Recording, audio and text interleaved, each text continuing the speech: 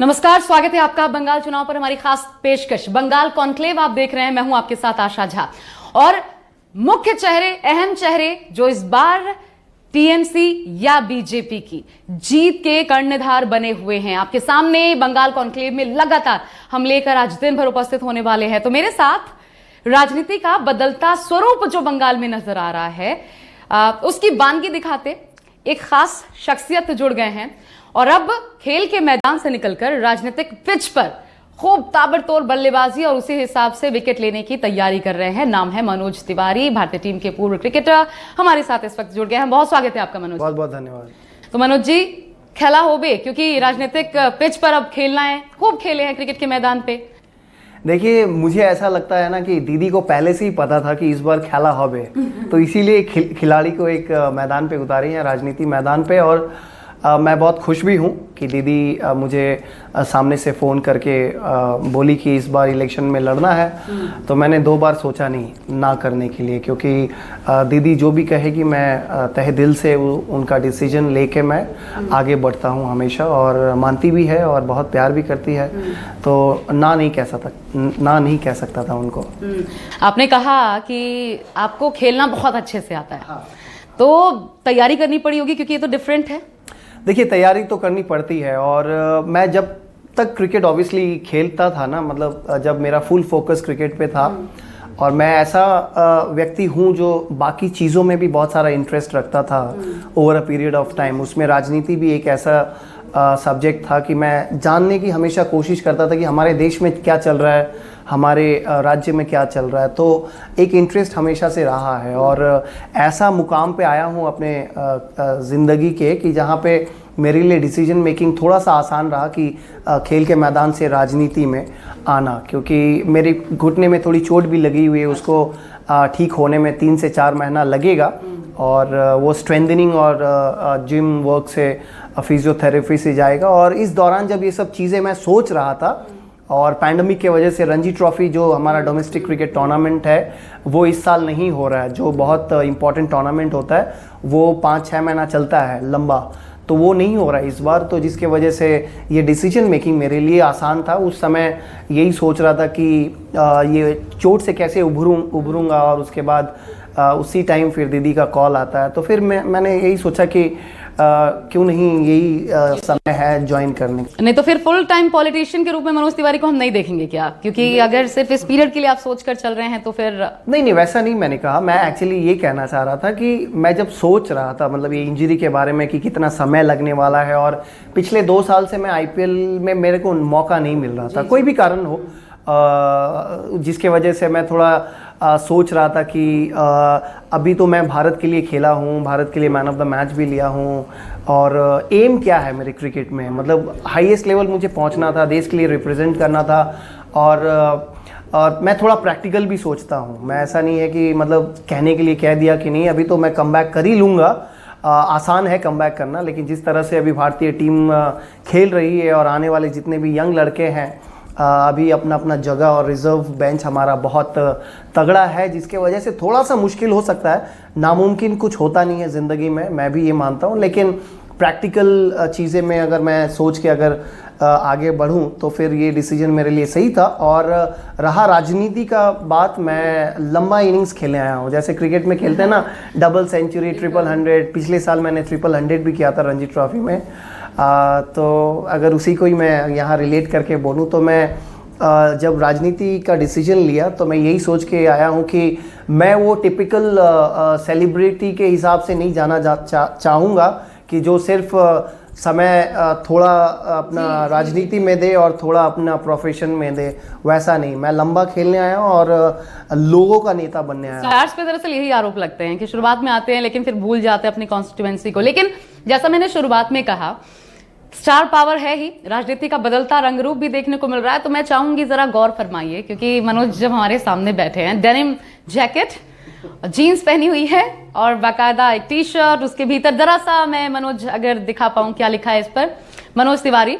और देखिए हाथ जुड़े एक युवा तेज तर्रार, लेकिन मैं कहना चाहूंगी मनोज, क्योंकि बयानों के जरिए चौके छक्के आप मारेंगे, टेम्परामेंट तो आपका ऐसा ही कुछ हमने देखा है पहले पिच पर। देखिए, मैं यही कोशिश करता हूँ कि जो है सच वही सामने लोगों के सामने बोलना भी चाहिए। और मैं हमेशा स्पेड को स्पेड कहने की क्षमता रखता हूँ और मुझे किसी चीज़ का भी डर नहीं लगता है। हालांकि बहुत सारे कॉन्सिक्वेंसेस होते हैं आज के समय पे कि अगर आप सच बोलो तो आप साइडलाइन हो जाते हैं। तो मैं वही थोड़ा सा बदलाव लाना चाहता हूँ इस फील्ड में भी कि एक तरह का राजनीति हमने देखा है, बहुत सारे नेताओं को देखा है, और मैं ऑब्वियस सी बात है कि मैं थोड़ा सा यही सोच के आया हूँ कि एक नया ब्रांड ऑफ पॉलिटिक्स लाना है।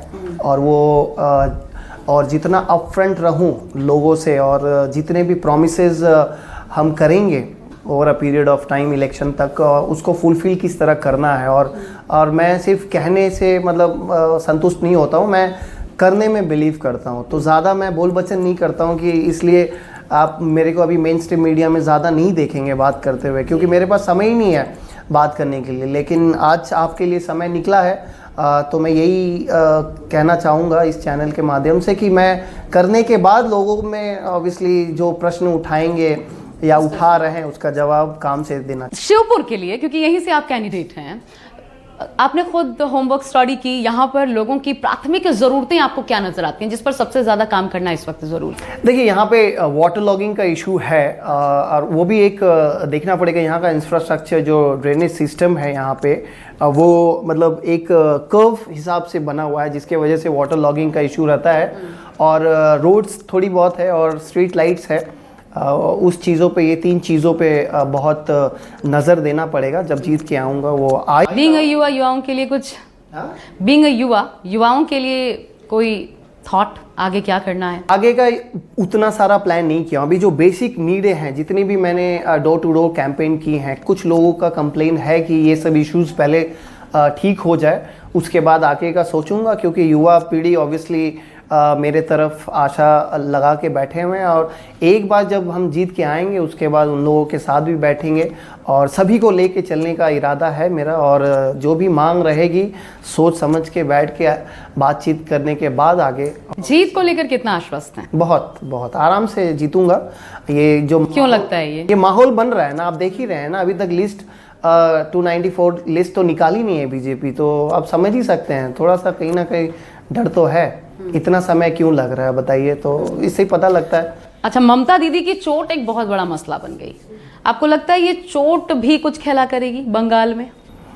अब ये तो अब हमारे जो समर्थक हैं, हमारे जो बंगाल के जो लोग हैं, हम बेसिकली बहुत इमोशनल लोग हैं। ऑब्वियसली बात है, जो हुआ दुर्घटना वो होना नहीं चाहिए था। किस तरह 4-5 लड़के पुश किए जिसके वजह से हमारी दीदी को चोट लगी है। ऑब्वियसली ये चोट का नहीं, आपने तो देखा, रिपोर्ट भी गई, राज्य सरकार की तरफ से भी रिपोर्ट गई, मुख्य सचिव से दोबारा से मंगवाई गई कि आप दोबारा भेजिए, और फिर पता चला कि नहीं, 4-5 लड़कों का जिक्र नहीं है उसमें। चोट लगने का ये कारण नहीं, बल्कि दुर्घटना चोट लगने के कारण बनी, ये तो उसमें है। अब तो आप यही एक्सपेक्ट करेंगे ना, वहाँ से जो रिपोर्ट आएगा तो वो तो ऑब्वियस सी बात है, राज्य सरकार के जरिए। राज्य सरकार से ही बोल रहा हूँ मैं, जो रिपोर्ट आई है ऑब्वियस सी बात है। मैंने जो वीडियो देखा है उसमें तो क्लियरली 4-5 लड़के पुश कर रहे हैं। अच्छा, मतलब ये अभी भी एक मसला है कि दीदी को चोट पहुंचाई गई, साजिशन।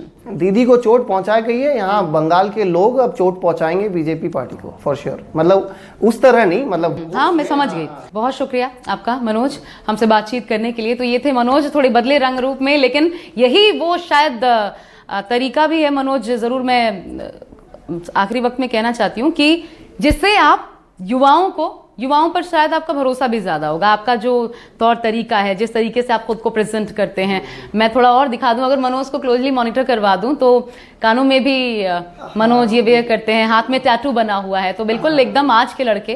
कुछ कहना चाहेंगे, आखिरी संदेश? नहीं, मैं ऑब्वियसली ये डायमंड इसलिए पहना हुआ हूँ, बहुत पहले से पहना हूँ, क्योंकि हमारे एस्ट्रोलॉजर ने कहा है कि तू पहना रहे, तेरा समय अच्छा जाएगा, तो इसलिए पहना हूँ। लेकिन बस युवाओं को अब सामने आना है और राजनीतिक फील्ड में भी आना है, और उसके लिए मैं एक एग्जाम्पल सेट भी करना चाहता हूँ। और एग्जाम्पल जब सेट हो जाएगी तो आप देखेंगे आने वाले समय में बहुत सारे युवाओं डिफरेंट फील्ड से, और हमारी एक ऐसी पार्टी है आप देखेंगे सिर्फ क्रिकेट से नहीं, अब टॉलीवुड फिल्म इंडस्ट्री से भी, डॉक्टर्स भी हैं, सब फील्ड से हमारे दीदी सभी को कैंडिडेट के हिसाब से उतारी हैं। तो आने वाले समय में आप देखेंगे एक बहुत अच्छा समय आएगा। ऑब्वियसली चल रहा है बहुत अच्छा, और जो बीजेपी पार्टी बोल रहे हैं कि सोनार बांग्ला नहीं है, बनाने नहीं, सोनार बांग्ला नहीं होता है, ये सोनार बांग्ला होता है। तो आइंदा से आशा करता हूँ जब वो लोग बोलेंगे तो सोनार बांग्ला नहीं, सोनार बांग्ला बोलिएगा प्लीज़। बहुत शुक्रिया मनोज आपका हमारे साथ जुड़ने के लिए। तो नए नए चेहरों के साथ आपके सामने बंगाल चुनाव की हर एक अपडेट तो आपके सामने होगी ही, लेकिन ये युद्ध कितना भीषण हो चला है इसकी भी जानकारियां साझा करते रहेंगे बंगाल कॉन्क्लेव में। फिलहाल मेरे साथ बस इतना ही, नमस्कार।